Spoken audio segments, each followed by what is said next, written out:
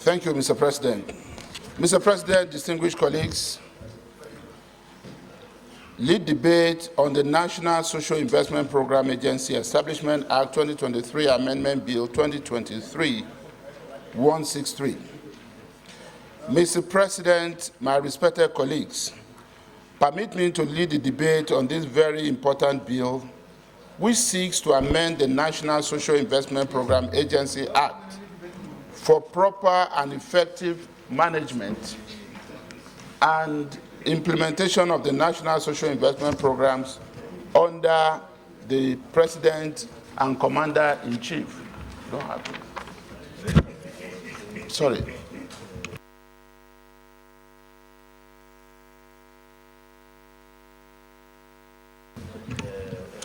The bill was read for the first time in this chamber on Wednesday, 10th October 2023. Mr. President, my respected colleagues, you will recall the National Social Investment Program was created in 2016 by the last administration, while the National Social Investment Program Agency Act was enacted this year to address socioeconomic inequalities and alleviate poverty among Nigerians through 4 social support programs meant to empower the poorest and most vulnerable Nigerians to attain an acceptable standard of living. This directly and indirectly has impacted on the lives of poor Nigerians through its 4 cluster programs, namely the N-Power Program, the Government Enterprise and Empowerment Program, GIB, the National Homegrown School Feeding Program, and the Conditional Cash Transfer Program. This bill seeks to amend sections 9.3, 14.1, 21.1, 22.1, 26.1, and 33 of the National Social Investment Program Agency Act by transferring the agency from the Ministry of Humanitarian Affairs to the Presidency under the direct supervision of the President and Commander-in-Chief. This amendment is as a result of the commitment of the renewed hope mantra, President Bola Ahmed Tinubu, in ensuring that social investment programs are standard, transparent, effective, and accountable structure of delivery, adequate coordination and synergy amongst key government agencies, as well as fulfillment of Section 17.3 of the Constitution of the Federal Republic of Nigeria, which provides that the state shall direct its policy towards ensuring that all citizens, without discrimination, have the opportunity of securing adequate means of livelihood and ensuring provision is made for public assistance in deserving cases or conditions of need, among others.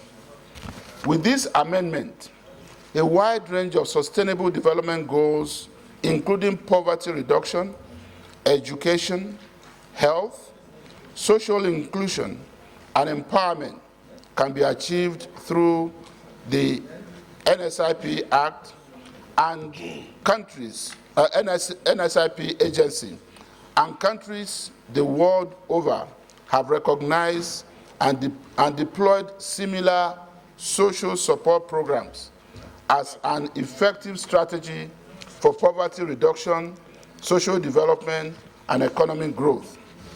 Mr. President, my respected colleagues, the passage of this bill will ensure continuity and sustainability of the National Social Investment Program Agency as a reliable tool to solve poverty problems in Nigeria and also serve as an enduring legacy of this administration. I therefore recommend the bill for second reading. Thank you, Mr. President. Senator representing Kebbi South Senatorial District. Mr. President, this bill is quite apt at the moment because we know the issues that arose due to the implementation of these programs under the Ministry of Humanitarian Affairs. We know those that were intended to benefit from this program, on most cases, have not benefited from this program. We know that people within government have manipulated this system to either facilitate along party line instead of benefiting Nigerians. But my real concern, Mr. President, is as far as there are shortcomings in the implementation under the humanitarian affairs, maybe when we come to public hearing, we will hear what difference this bill will do, or the transfer of this bill from the present ministry to the office of the president will do. Because the issues that we wanted to be addressed today have not been clearly addressed, but we will wait during the public hearing to see that these issues, our fears, are brought to the fore and are addressed before the final passage of this bill. I so submit, Mr. President. Thank you. Thank you, distinguished sir. Ahmed Ibrahim Lawan, I represent Yobe North, distinguished colleagues. Mr. President, the 9th Senate passed the bill then into the act when we were just about to close. But certain things were very obvious to us then, that the implementation, like my colleague has just said, Senator Medoki, Kebbi South, the implementation was flawed. First, who are those who should be given the support that the NSIP program is supposed to provide? They are mostly in the rural areas. They are difficult to reach, and to my mind, not strong and sufficient efforts were made to reach at them. Mr. President, we are talking about social inclusion here. Money was distributed in cash, whether trader money or whatever it was, and that is not something you can continue to do. Okay, if you say you're going to give them the support through bank accounts, they have no bank accounts.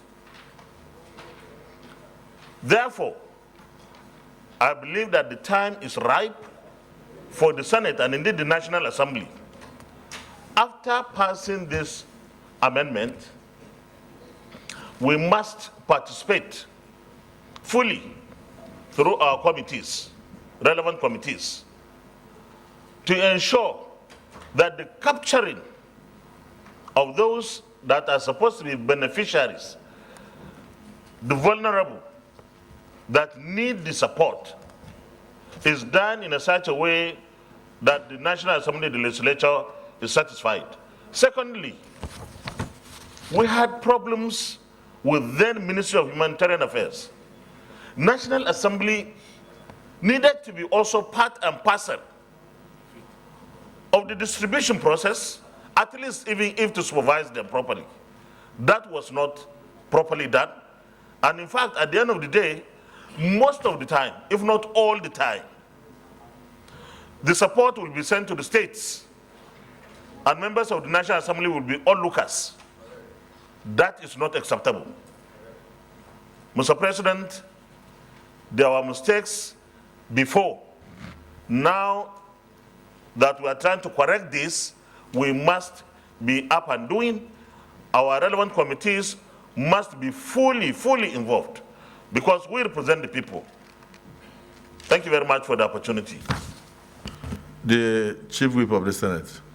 Mr. President, first of all, I want to say that bills like this, either for amendment or whatever, that comes before the Senate, number one thing that will determine the speed on which we process is the importance of that bill and the timing. like this.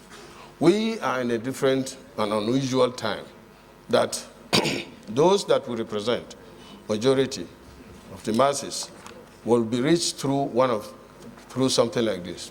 And actually, I want to commend Mr. President for the amendment is basically to bring this agency under the direct supervision of the president. The former Senate president mentioned that there were some lacunas and loopholes in the previous or this one that we are trying to amend. We made the law. We made the law. If there was a problem with the law, we should take responsibility. It was under his leadership. Now, as he said, that there is opportunity to look at these things and amend it again. It is the time to do it right.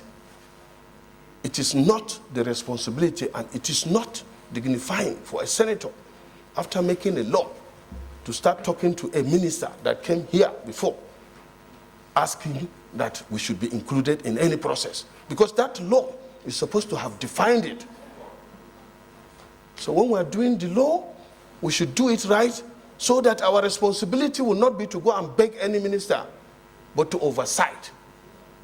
If it is clearly defined in the law, for example, that anything that goes to for the lowest of or the poorest of the poor should include the local government or even polling units or even ward. When it is defined like that, you don't have to ask anybody. All you need to do is to see whether that law has been respected. So, as this goes for the second reading, we should take charge and make sure that the law provides for efficient and effective. Even if it is under the president, we have the constitutional duty to oversight the president himself. So if we just give it to the president without defining it clearly, do we go back again and start begging the president that the senator should be carried alone? No, the law should say the senator should be carried alone, and we pass it. Thank you. That really means well for the poorest of the poor, the vulnerable people of this country. That is why he decided that the supervision of this agency must come under his watch, directly. Even though the entire country is under his watch, but he said, look, these are the most vulnerable people. They need special care. So let me supervise what's going on. It shows his commitment, his will to help the poorest of the poor. We should commend him for that. And he has decided that, look, the entire activity of this agency will be done in line with international best practice. International best practice. Because what he's trying to do is something that has been tested, something that has been done elsewhere and is working. So, amending this law, amending this act, should be supported by all. It's a simple reason, just very simple reason, to better the lives of the poorest of the poor of this country. Bring it under my watch. I want to supervise it myself. I'm concerned. This is just a simple thing. It's a simple message. Therefore, all we need to do is to simply tow in the same direction with Mr. President. Let's join him to make sure that we better the lives of the poorest of the poor of this country. Let's go along with him. It's a simple thing. Therefore, I urge my colleagues not to, well, if somebody wants to add to this to also commend, it's fine. But let's not waste any single minute in deciding whether to, let's pass it direct, just pass it, because it's something that will help the poor of the poor. We are here for them. They are the most vulnerable. They are those that we need to look after, and this bill is for them. Mr. President, let's all submit the passing of this bill. I say submit. Distinguished Senator Dixon. Colleagues, Henry Siraki Dixon, Bayelsa West. Mr. President, I rise to second that this bill that is seeking an amendment be read a second time. As a social democrat myself, one of the things that I always associate with is how the benefits of government and the powers that were exercised, how they trickle down to the most vulnerable. Mr. President and my dear colleagues, we all know that unfortunately, by the development of our systems, we are not yet, unfortunately, at a level where the vulnerable people have some kind of social security. There's no social security in our country. And that is why I commend any day the introduction of this policy by which vulnerable members of our society who have no faces, who may have no voice, are remembered. And no matter how little their government and their leaders show that they matter. But I am not in support that we rush the passage of this legislation here and now. I take cognizance of the remarks Mr. President made. It is important, yes, but we need to take time to do it properly. I don't think that anyone here on either side is opposed in principle to an amendment of this legislation. No one is also opposed to the continuation of this policy. But Mr. President, if we must do something, we must do it well, must do it rightly. I align myself with the thinking that this amendment has been sought, even though it's not an executive bill. What we see here, at least what is before me, is a private members' bill sponsored by our respected Senate leader. But I concur with the amendment. There are issues that we must use this opportunity to critically address and streamline properly. As the former president of the Senate rightly, in my view, said, for example, can't we take advantage of this amendment now to streamline how the vulnerable people in this country who are going to benefit from this are captured? Because that has been a major concern.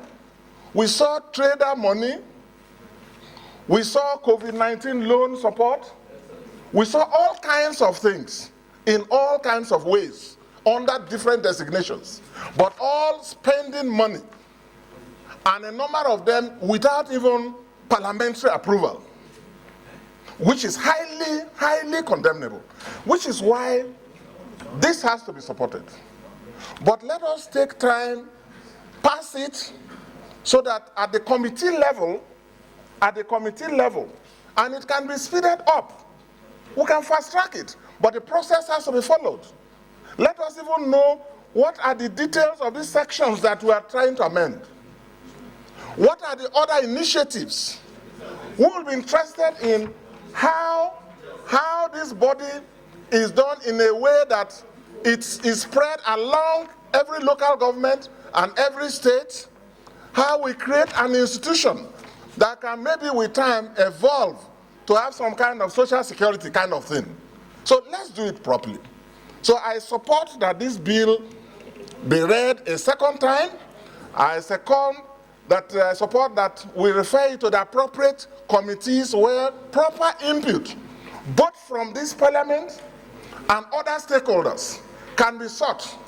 For me, it's immaterial whether we are removing it from a ministry, which is under the president's directive, because every minister is an agent of the president, or we are taking it directly because of the president's passion, which is commendable, right there to the villa. To me, it's one and the same thing.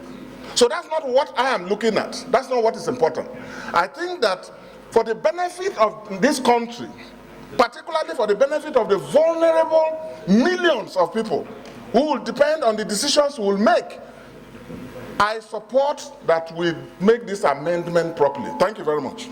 Well, this is into immediate amendment until we've subjected the bill to serious scrutiny in the committee of the whole, and then copies of the current bill or current act must be distributed to all senators so that we look at even the sections that we are going to amend. So it's not something that we rush, like somebody pointed out. Distinguished Senator Obey, I think the issues are very clear. We read the bill for the second time, and then, of course, we now subject it to the scrutiny of the Senate. Like Distinguished Senator Lawan pointed out, if there was something we did not put before that made it impossible for you to supervise, we should put it now. And again, there were complaints out there in the public that even the social register, people did not even know. And then there was also the question of who are the beneficiaries. And they said they are too poor to be named. Every single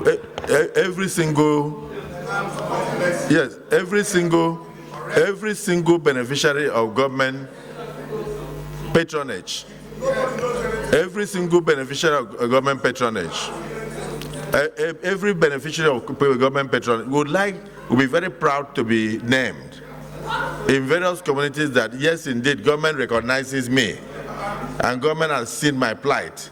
And the person will go to church, will go to the mosque to go and pray for government and be thankful to government. But what I used to read was that they were too poor to be named and that it might lead to stigmatization. And the senators, I don't think you have forgotten that I have about 11 petitions on this issue. So, yes, I have about 11 petitions on this issue. So it will still be need for us to look at what was done.